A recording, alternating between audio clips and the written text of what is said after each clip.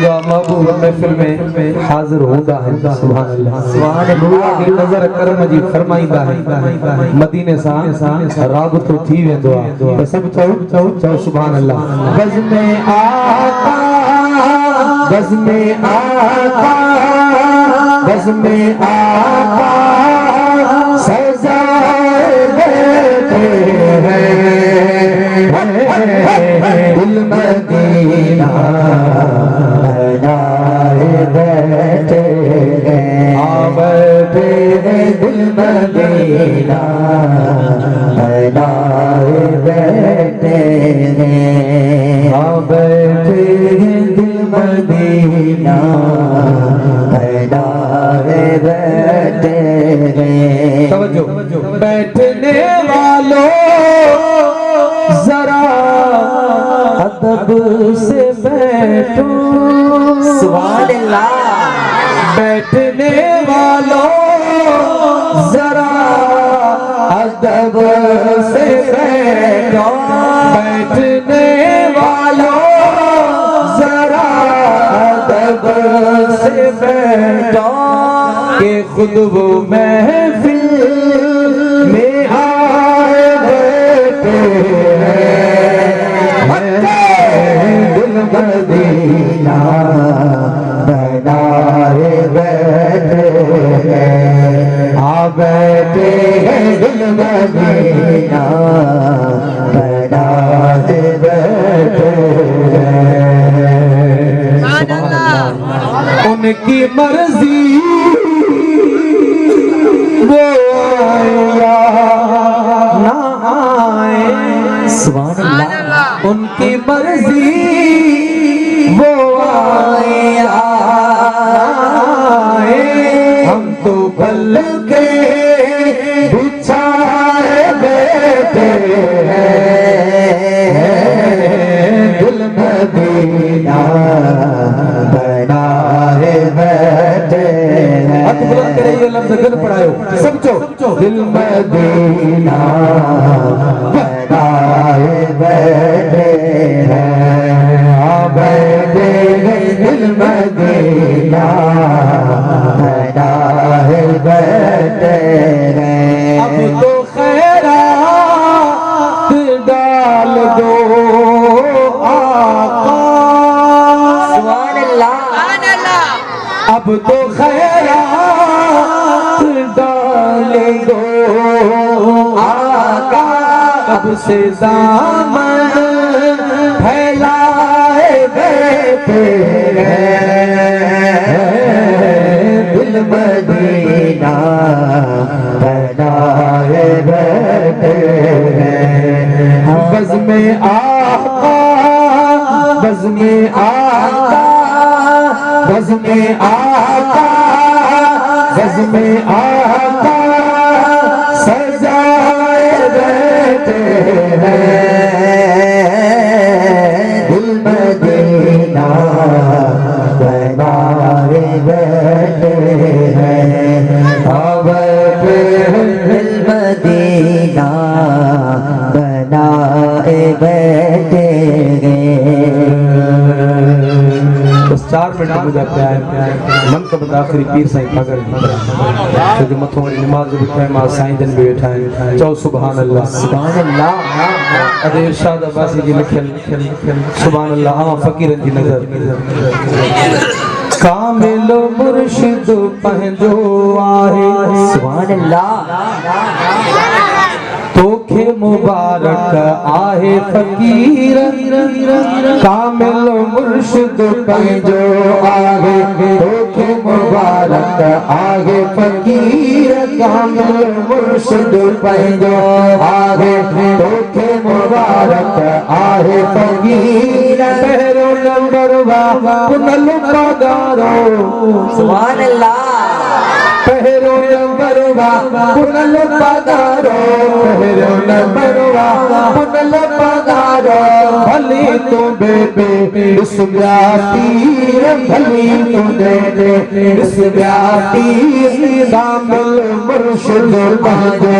آگے توکھے مبارک آگے فقیر کامل مرشد پہنجو نعرہ لگائے حیران تھی وئی خلق آثاری سوہنوں دسی سائیں لال لنگیاری حیران تھی وئی خلق آثاری سوہنوں دسی سائیں لال لنگیاری بے شک پیارے کلنگی آوارو بے شک پیارے پیر پگارو بے شک پیارے کنل پگارو سبزی سوارے ہو تقدیر سبزی سوارے ہو تقدیر کامل مرشد پہنجو آگے ربر جاہن خوش تھی نارا بھیج پگارا ربر جاہن خوش تھی نارا بھیج پگارا بھیج پگارا ربر جاہن خوش تھی نارا بھیج پگارا بھیج پگارا نارو ہنیا بیٹھے دھنیا نارو ہنیا بیٹھے دھنیا نارو ہنیا بیٹھے دھنیا نارو ہنیا بیٹھے دھنیا کوسی نہ لگ گئی کدہ کا ہیر کوسی نہ لگ گئی کدہ کا ہیر کامل مرشد پہنجو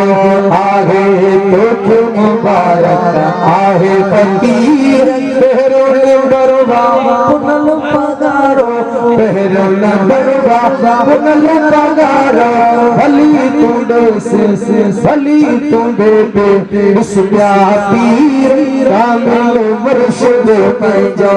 آگے جو بھتا شان متھیا پہڑو نہ ملنگے دانو کتھے نظر جو بھتا شان متھیا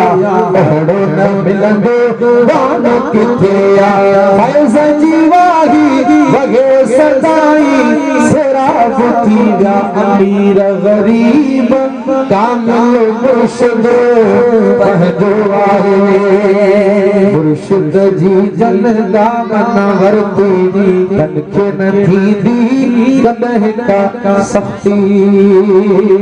مرشد جی جن دامن ورتی تن کے نتھی دی کدہ کا درتی ارشاد باسی حد جیوی ناسی ارشاد باسی حد جیوی ناسی کھلداسی سب دامنگی کھلداسی سب دامنگی طالب مامج مرشد دعا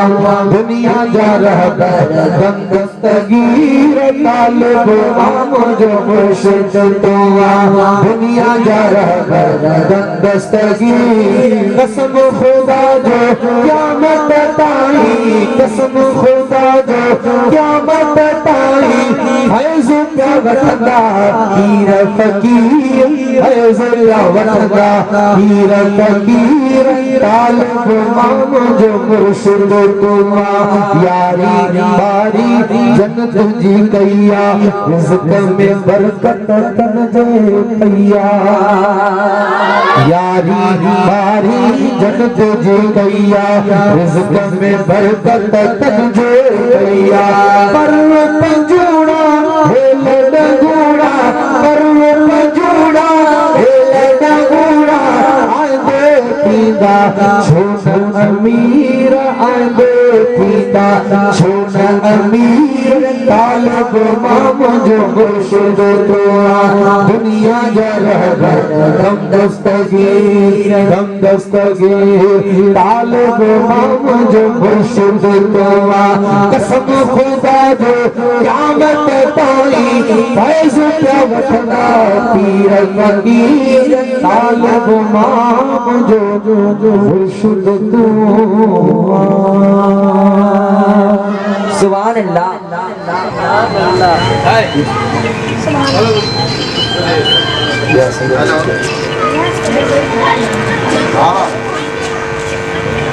حضور پاک کی شان میں فقیر ناصر جو حکمار کی بدایو سبحان اللہ حضور جو حسن کو بدایو بس ننگر بھی بھیجو دعا بھی بھیجیا نماز بھی بھیجیا چاہو سبحان اللہ اور محبت آرن دی نظر تمام خوبصورت کلام سے ریکارڈ کے ہاتھ بلند کرے جاؤ سبحان اللہ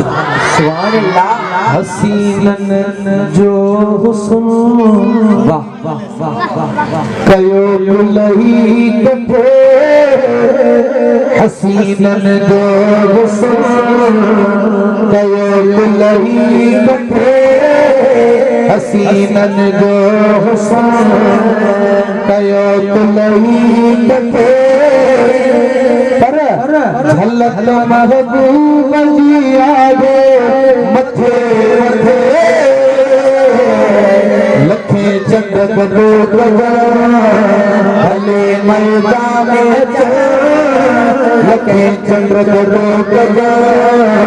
بھلے میدان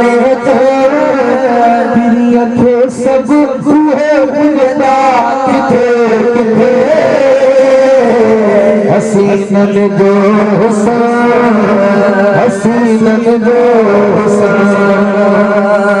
ہاتھ بلند کرے تو سبحان اللہ سبحان اللہ دنیا میں تو اہڑو چہرو آیو ہی نہ ہے خدا